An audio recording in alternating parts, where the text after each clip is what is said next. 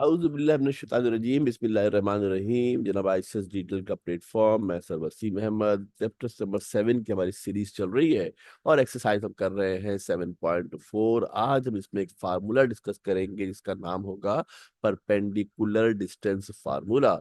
इसमें एक पॉइंट और एक लाइन के दरमियान डिस्टेंस को फाइंड आउट किया जाएगा।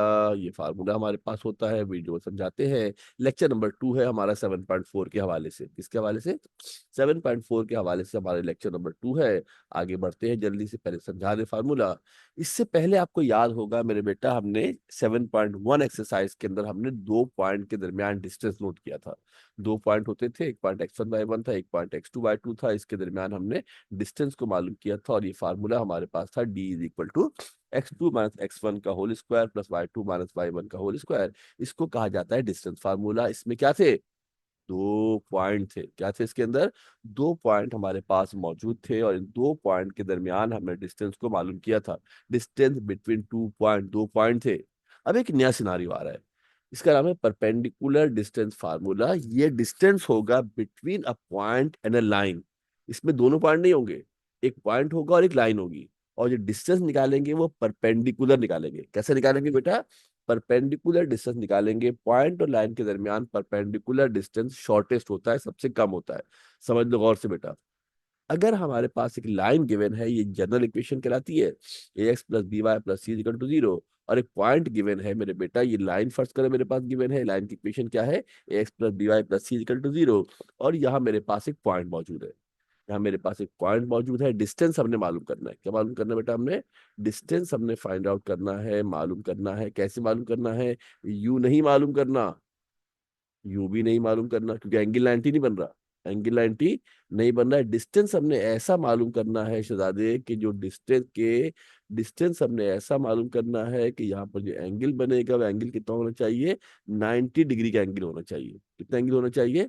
90 डिग्री का एंगल हमारे पास होना चाहिए। दूसरी, ये वाला सही है, ये वाली बात आपके पास जनाब दुरुस्त है, ये वाली बात आपके पास सही है। ये वाली बात, ये दोनों गलत है। कौन से? ये जो दोनों है, ये दोनों नहीं चलना। ये चलेगा ना, ये वाला चलेगा। जो डिस्टेंस है कौन सा नोट करेंगे बेटा? Perpendicular distance. कैसा डिस्टेंस नोट करेंगे? परपेंडिकुलर डिस्टेंस जनाब जो है वो नोट किया जाएगा। ये वाला डिस्टेंस होता है। ठीक है मेरे बेटा, मिटा देते हैं, अभी आपको और तफसील मिल जाएगी। तो फार्मूला क्या होता है सुनो बेटा, एक बात और देख लो। क्या होगा बेटा? ये पॉइंट गिवन है और हमने डिस्टेंस मालूम करना है परपेंडिकुलर। कैसा मालूम करना है बेटा? परपेंडिकुलर डिस्टेंस मालूम करना है, 90 डिग्री पर होगा। फार्मूला होता है क्या? d is equal to mod, mod के मतलब होता है डिस्टेंस प्लस में होगा हमेशा, a x one plus B Y one plus c. यानी कि जो इक्वेशन गिवन है उस इक्वेशन के अंदर पॉइंट की वैल्यू को पुट कर देंगे।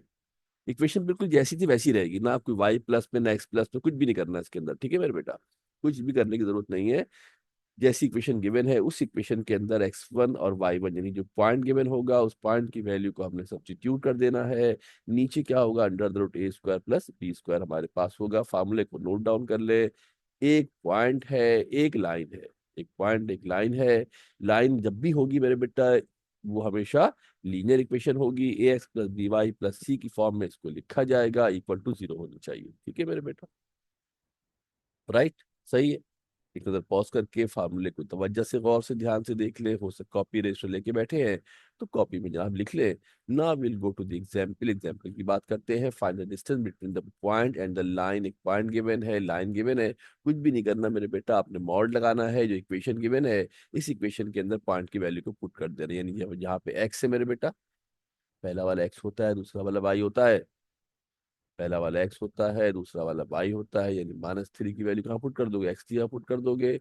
5 की वैल्यू कहाँ पुट कर दोगे? 5 की वैल्यू वाई की यहाँ पुट कर दोगे। तवज्जो देखिए, गौर से देख ले बेटा। हम जानते हैं ये पहले में लाइन गिवन है क्या? 4x माइनस का 3 by minus 26 is equal to 0। Point given है -3, 5 है। इसको जनरल इक्वेशन से कंपेयर करो मेरे बेटा, तो एक्स के पीछे वाले को ए कहा जाएगा, वाई के पीछे वाले को बी कहा जाएगा, जो बगैर एक्स और वाई के उसको सी कहा जाएगा। कॉन्स्टेंट होता है। कंपेयर किया इक्वेशन को, एक्स हो गया, बी एक्स हो गया, ए हो गया, एक्स के पीछे वाला बी हो गया, वाई का कोफिशिएंट सी हमारे पास कांस्टेंट है।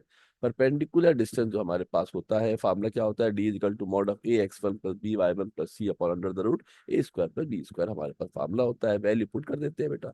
सिंपल है, इक्वेशन के अंदर 4 लिखा, एक्स की जगह पर क्या लिखा, माइनस का 3 लिखा, वाई की जगह पे क्या लिखा, माइनस का, वाई की जगह पे क्या लिखा मेरे बेटा 5 लिखा है, सी आपका ऐसी रहा।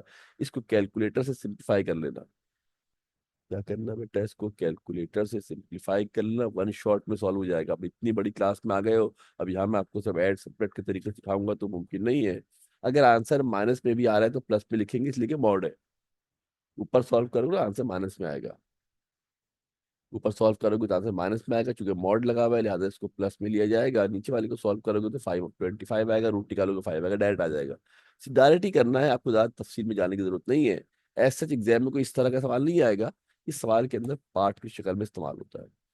Now will see one more question. ये तो एग्जाम्पल थे, अभी आपका एक्सरसाइज के सवालात है, कुछ पॉइंट गिवन है, एक लाइन गिवन है, ये हमारे पास इक्वेशन गिवन है, पॉइंट 2, 1 है, 5x माइनस 8y माइनस 15 हमारे पास जनाब पॉइंट गिवन है। डायरेक्टली मैंने सॉल्व कर दिया, मैंने बहुत ज़्यादा रॉकेट साइंस नहीं लगाई है, आप सामने मौजूद है, टाइम बचा लेते हैं। कंपेयर किया मेरे बेटा, ए की जगह पे कितना आ गया 15 आ गया, बी की जगह पे कितना आ गया माइनस का 8 आ गया, सी कितना है माइनस का 5 है, ये फार्मूला होता है। एग्जैक्टली इक्वेशन के अंदर 15 था लिखा मेरे बेटा, एक्स की जगह पे क्या लिखा, ये देख ले बेटा गौर से शहजादे, ये देख लो गौर से। ये इक्वेशन के अंदर मेरे बेटा क्या मौजूद था, 15 मौजूद था, 15 की जगह पे क्या लिखा, ये 15 था, 15 की जगह पर एक्स की वैल्यू कितनी है, एक्स की वैल्यू हमारे पास मेरे बेटा कितनी है चंदा, एक्स की वैल्यू 2 है, ये 2x की वैल्यू, ए आएगा मेरे बेटा। ए हमारे पास था, ए की जगह पे कितना आ गया, ए की जगह पे 15 आ गया, एक्स की जगह पर 2 आ गया। समझ लो गौर से, ए लिखा था ना बेटा, ये वाला ए है, ये जो चीज लिखी है ये मैंने क्या है मेरे बेटा, ये वाला ए है। और जो एक्स है ना बेटा, उस एक्स की जगह पर क्या पुट होगा, ये मान लीजिए 2 पुट होगा, सही। ये 2 आपका पुट होगा एक्स की जगह पर, ठीक है, 2 आपका पुट होगा एक्स की जगह पर। सवाल के अंदर वैल्यू पुट कर दिए, पीछे मैंने समझा दिया है, सिंप्लीफाई कर लेंगे, कैलकुलेटर से डायरेक्ट सॉल्व हो जाएगा मेरे बेटा। ऊपर 17 आएगा, नीचे वाले को सॉल्व करोगे ये भी 17 आएगा, कैंसिल करेंगे आंसर बन आ जाएगा, सिंपल है।